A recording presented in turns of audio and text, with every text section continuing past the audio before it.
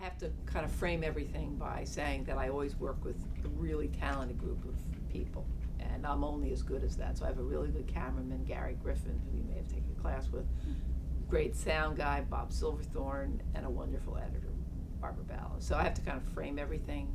So when I knew I was going to do the film, the first thing I do is I call the three of them, and we get together. I say, okay, next assignment, if you decide to accept it, is this project.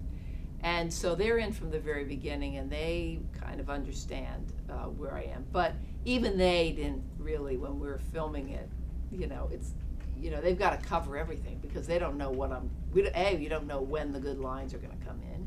Where should you be? And you've got 4 or 5 people in a room typing. Where do you need to be? So a lot of times I would be behind Gary, seeing what people would be typing, and I just pull and say, get over here. He has an incredible instinct, though, for where to be. But the way I approached the text was to view it as poetry.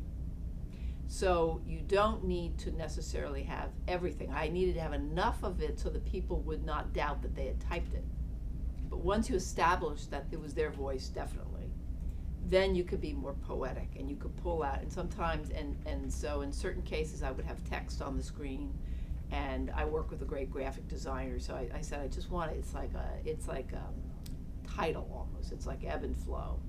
And then also I work with a wonderful composer, Jay Ralph, and so it was the same thing. It was like getting that sense of this is like a pulsing, organic, poetic experience, not a literal, concrete experience.